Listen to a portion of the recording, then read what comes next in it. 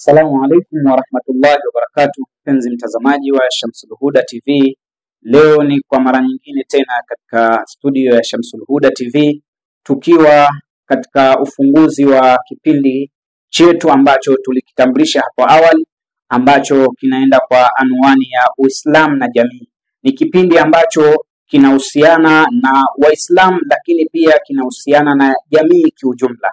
Na leo katika studio ya Shamsul Huda TV katika ufunguzi tunaye Al-Akhi ambaye ametutembelea leo. Lakini kabla ya mgeni kuweza kujitambulisha na kujulikana yeye nani, lakini mimi mtangazaji wako ni Mubarak bin Ramadhan bin Rashid, lakini nyuma ya kamera yupo Al-Akhi Abedi Juma Atosha. Al-Akhi, karibu katika studio ya Shamsul Huda TV. Leo binafsi nimefurahi kuweza kuitika mwito wetu ambao tumekuita, lakini pia na imani kwamba mimi pamoja na mtazamaji kuna kitu tutakipata, kwa sababu hiki kipindi kinawahusu wote, na mpenzi mtazamaji anatamani kujua wewe ni nani kwa majina yako, lakini pia mpenzi mtazamaji pamoja na mimi tunatamani kujua kwamba umetuletea mada gani ambayo itaenda kutufaidisha sisi pamoja na jamii iliyotuzunguka. Karibu Al-Akhi. Assalamu alaikum warahmatullahi wabarakatuh. Naam, kwa majina naitwa Salim Adam Salim. Mimi ni mtaalamu wa afya kutokea kwenye kliniki inayojulikana kwa jina la Salafia Herbalistic Medicine, na leo nimefika kwenye studio hizi za Shamsul Huda TV nikiwa nimekuja na mada inayohusiana na kipindi. Of course, kipindi chetu kinasema Uislamu na jamii. Of course, na leo nimewaletea mada inayohusiana na mahusiano baina ya afya na mazingira. Kwa hivyo ningependa ndugu mtazamaji wa kipindi chetu hiki cha Shamsul Huda kubaki kwenye skrini yake ya simu ili kuweza kufahamu kuhusu mahusiano baina ya afya na mazingira. Naam, tumesikia kwamba leo mada ambayo tumeletewa ni uhusiano kati ya baina ya mazingira na afya, sababu tunajua magonjwa mbalimbali hutokea kutokana na mazingira namna yalivyo. Baadhi ya watu hawajali. Ni mada nyeti na ni mada muhimu sana, lakini tunaenda kujua kitu ambacho huenda hujapatapo kukifahamu na unaishi katika mazingira yako na kipo na kumbe ni hatarishi. Hivyo usiondoke katika chaneli hii, baki na mimi mtangazaji wako ili tuweze kupata kile ambacho ametuletea ndugu yetu. Al-Akhi, karibu. Mtazamaji upo tayari kusikia kwamba kwenye mazingira kuna nini na natakiwa niishije na mazingira yangu kwa namna yalivyo. Naam, kama ulivyokuja utangulizi, kipindi chetu kinahusiana na afya na mazingira. Ningependa ndugu msikilizaji na ndugu mtazamaji pia aweze kupata faida ya mahusiano baina ya afya na mazingira. Katika dini yetu ya Uislamu huwa imesisitiza sana watu wengi kuyatunza mazingira kwa faida za afya zao. Na ndio maana wakati mwingine utaona katika hadithi za aina mbalimbali Mtume sallallahu alaihi wasallam akisisitiza mazingira kwa mfano ya kupumzikia, ya baridi, yasichafuliwe kwa kujisaidia, lakini pia akasisitiza usafi, maeneo ya kujisaidia. Lakini nadhani moja kati ya vitu vya msingi na vya awali vilivyoanzishwa katika hii dunia kwenye upande wa usafi wa mazingira na kuhusiana na choo imekuja na Mtume sallallahu alaihi wasallam, kama vile kuchamba au kutumia maji kwa kuondoa ulimwengu wa kutumia toilet paper. Kwa hivyo leo nitazungumzia mazingira. Kwa mujibu wa falsafa ya maisha yetu ya kibinadamu, tunafahamu kwamba inatuambia we are all products of our environment, kwamba sisi sote ni zao la mazingira. We are all products of our environment. Sisi sote ni zao la mazingira, kwa maana sisi tumezaliwa na mazingira. Kwa namna gani? Ni kwamba pale tutakapoyalea mazingira nayo yatatulea, na pale tutakapoyaathiri mazingira basi nayo pia yatatuathiri. Sasa ningependa nieleze vitu kadhaa ambavyo mtazamaji anapaswa kujifunza ili afikie lengo la yeye kuyatunza mazingira yake nyumbani. Kwa kusema kwamba we are all products of our environment, pamoja na background, malezi, culture, pamoja na mila, desturi. Hivi vyote vinaweza vikahusisha kutengeneza afya ya mtu, lakini pia vinaweza vikahusisha kuharibu afya ya mtu. Kwa mfano, mazingira yatakapokuwa ni salama, yanaweza yakawa na faida zaidi ya mbili. Faida ya kwanza ni pamoja na kuwa na afya bora. Watu watakuwa na afya bora, lakini pia faida ya pili ni kule kupendeza. Kwa mfano, mji ukiwa msafi, basi hata wageni wanaotoka mbali wanatamani kutembelea maeneo hayo kulingana na usafi wake.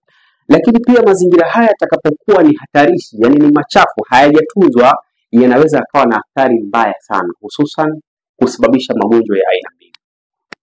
Na moja kati ya magonjwa ambayo yanaweza yakasababishwa na tabia ya kutokuyalea mazingira ni pamoja na magonjwa ya maambukizi. Mazingira yakiwa ni machafu, upo uwezekano mkubwa sana watu kupata magonjwa ya maambukizi. Lakini pamoja na kwamba mazingira machafu yanaweza yakasababisha watu kupata maradhi ya maambukizi, for example urinary tract infection, PLVC, inflammatory disease, pamoja na magonjwa mengine hata ikiwemo ni irritable syndrome, intestinal obstruction, pamoja na mengineo mengi. Haya ni yale ya kuambukiza yanayosababishwa na mazingira machafu. Lakini pia of course uchafu wa mazingira unaweza ukasababisha magonjwa yasiyo ya kuambukiza.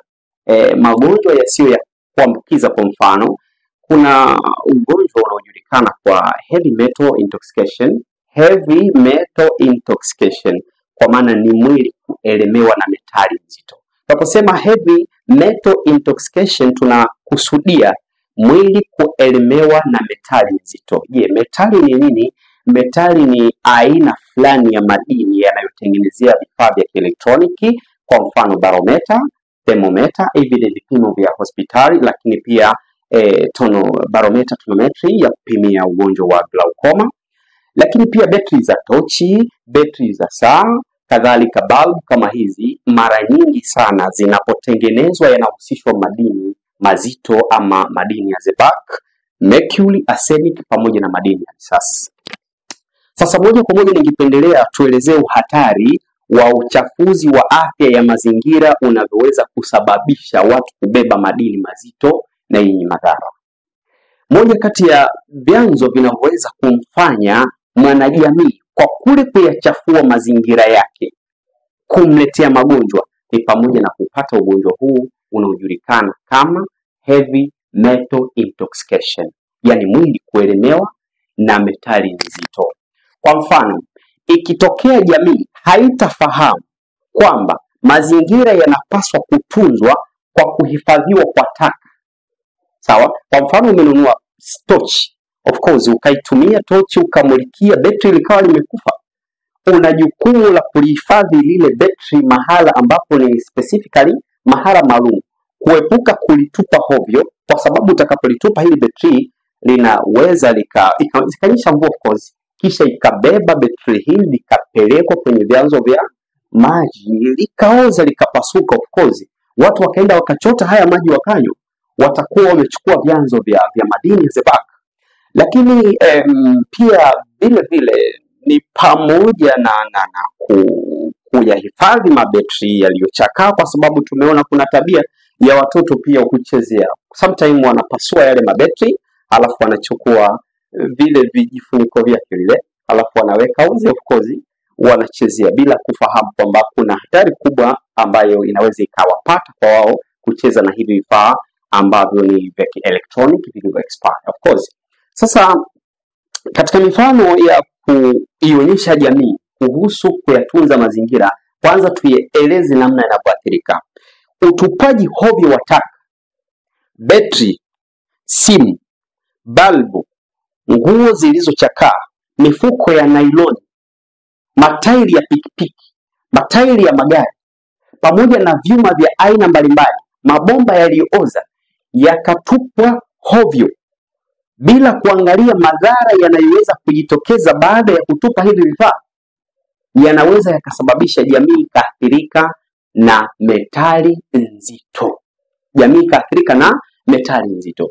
Hata hivyo, jamii inapaswa kufahamu kwamba tunapaswa kuwa na vifaa vya kuhifadhia vifaa vyetu vya mabaki ya mazingira. Of course, kwa mfano umetumia betri imekufa, umetumia simu imekufa, umetumia bulb imekufa, kuweko na comfort dustbin ambapo itakuwa ni specifically kwa ajili ya kuhifadhia taka zile. Lengo ni nini? Hatutaki hizi taka zitupwe hovyo, ikatokea watoto wakazichezea au zikabebwa na vyanzo vya maji zikapelekwa kwenye mabwawa ambayo watu wanatumia kwa kuchota maji, kwa sababu zinaweza zikaleta madhara mabaya, hususan ya magonjwa yasiyotibika. Kwa mfano type 1 diabetes. Uwiano wa magonjwa unasababishwa pia na ongezeko la makemiko katika miili yetu unaochochewa na vifaa taka. Nadhani hapo ndugu msikilizaji utakuwa unanielewa kidogo hiki ninachozungumza. Jamii ya Kiislamu inapaswa iwajibike kuhakikisha kwamba mazingira yanakuwa masafi. Jamii isiyo ya Kiislamu inapaswa iwajibike inapaswa kuwajibika kuyatunza mazingira kwa lengo la kuisalimisha jamii kwa ujumla.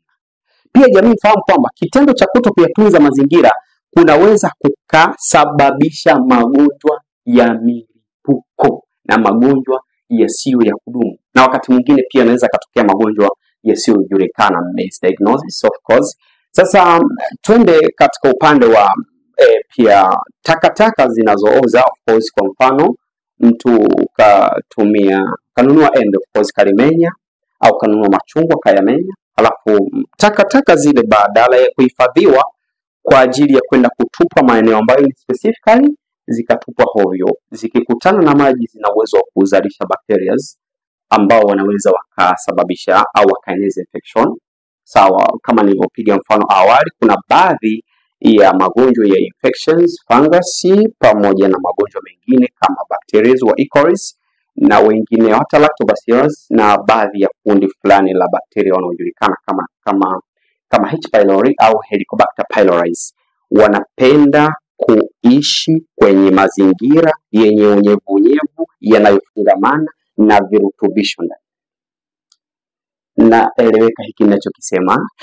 Kwa hivyo unawajibika kuyatunza mazingira, uhakikishe una njia za kuteketeza taka zinazooza, lakini pia kuteketeza taka zisizooza. Jamii itenganishe baina ya kuhifadhi taka zinazooza na taka zisizooza.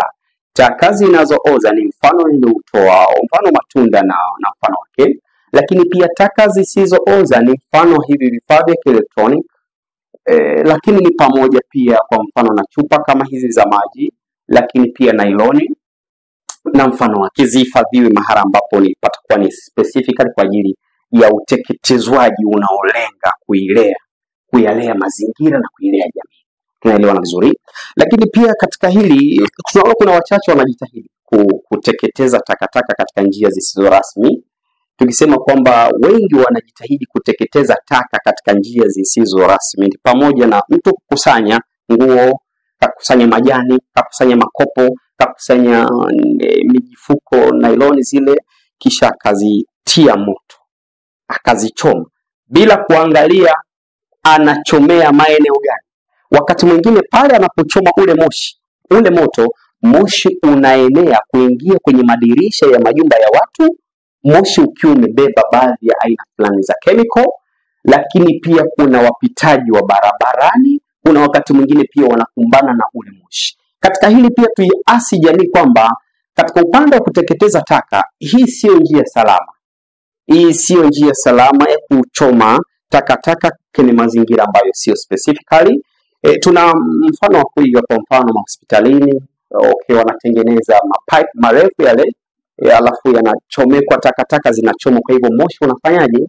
Unapotelea juu, kwa maana itakuwa ni vigumu sana baina ya level unaopitia moshi pamoja na mazingira ambayo wanaishi watu. Sasa nadhani katika mazingira ya mijini kuna pia utaratibu maalum wa kila Jumamosi, of course kwenye miji yetu hususan Handeni, kila Jumamosi of course ya mwisho wa mwezi kuna magari yanatembea kwa ajili ya kubeba taka, na itakuwa ni vyema sasa kwa wana Handeni, wana Korogwe, wana Muheza, wana Pangani, wana Mshoto na maeneo mengineo pia hata yasiyokuwepo ya mkoa wa Tanga kuhakikisha kwamba wanayatunza mazingira ili yabebwe na kifaa maalum kwa ajili ya kwenda kutupwa mahala maalum.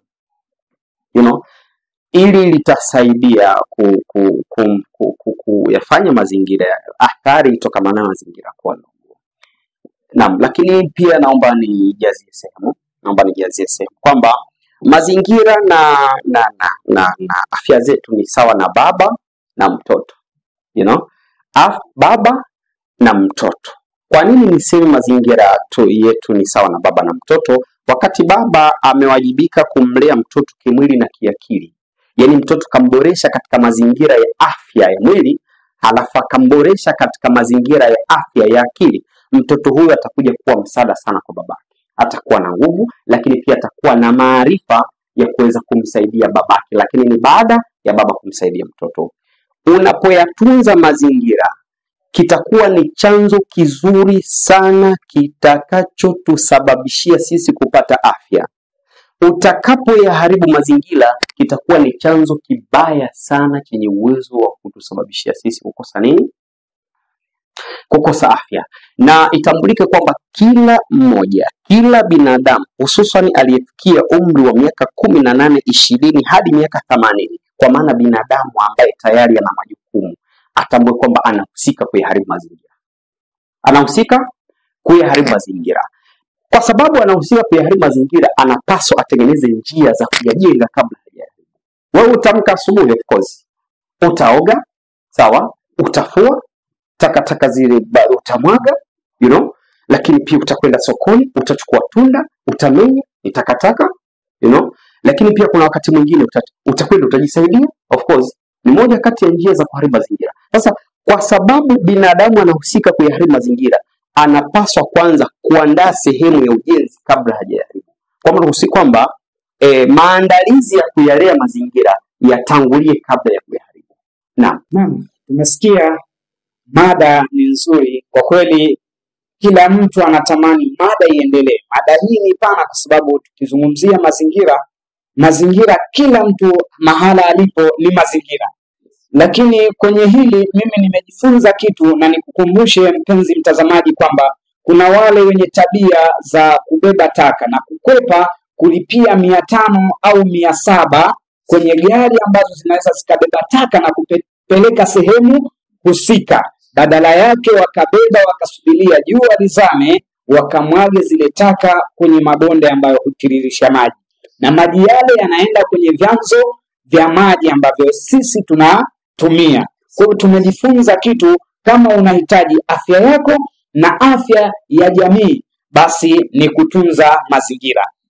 Man ahya nafsan, mwenye kuhuisha nafsi kaannama ahya nasa jamia, kana kwamba amewahuisha watu wote. Usijiangalie wewe, watakunywa hao huko na kwenda maji. Hapana, linda wale kule. Ukiwalinda, mtu mmoja akanusurika, thawabu zake ni kana kwamba umewanusuru watu wote.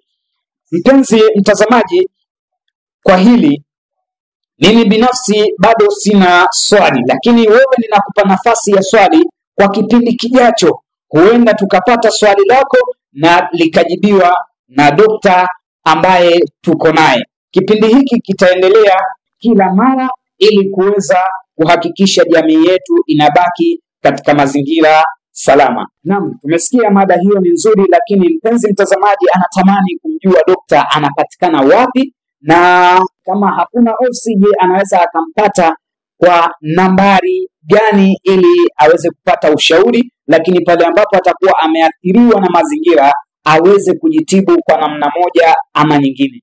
Dokta, mtazamaji anatamani kujua unapatikana vipi? Kabla sijawafahamisha ndugu wasikilizaji na watazamaji kwamba wanapateje, kipindi hiki kitakuwa ni endelevu, of course, na nadhani kwenye kipindi kijacho tutakuja kueleza zile diagnosis, dalili sawa zitakazo mfahamisha mtu kwamba ana chronic inflammation mark, amekusanya dalili za kuwa na heavy metal intoxication. Sawa, kuna dalili 1, 2, 3, 4, 5, lakini atakapokuwa amekutwa na hizo dalili kwenye mwili wake, tutamuelekeza aende maeneo gani kwa ajili ya kwenda kufanywa examination ya uchunguzi. Of course, lakini pia tutakusanya pia kutoa taaluma zaidi za kijamii waishiji na mazingira. Mimi napatikana mkoa huu wa Tanga, hususan wilaya ya Handeni, lakini pia napatikana kule Tunduma, Mbeya mpakani Kozi, lakini pia napatikana Namanga mpakani ya Garissa Hoteli. Kuna ofisi yetu pale imeandikwa Natural Plants Medicine Program. Of course, pia kuna kikosi cha wataalamu pia kiko kule. Kwa nambari za simu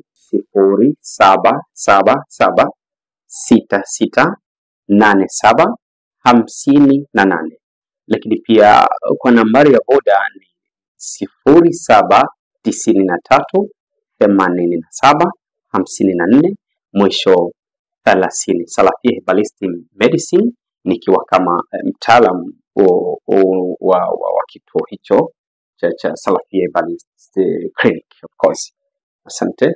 Mimi mtangazaji wako ni Mubarak Ramadhan bin Rashid. Usikae mbali na chaneli yako hii, lakini usisahau kusubscribe, kushare na kucomment ili wengine nao waweze kupata ujumbe huu na ilmu hii ili ifike kote. Kwani Mtume sallallahu alaihi wasallam ametuambia, man dara ala alkhairi kafa'ili, mwenye kufahamisha juu ya khairi thawabu zake ni kama mwenye kuifanya. Unaweza ukatushinda katika khairi pale ambapo utazidisha kule kushare, watu wengi wakapata ilmu hii wakafaidika. Wa ila liqa, wassalamu alaikum wa rahmatullahi wa barakatuh. Shamsul Huda TV, maadili kwa jamii.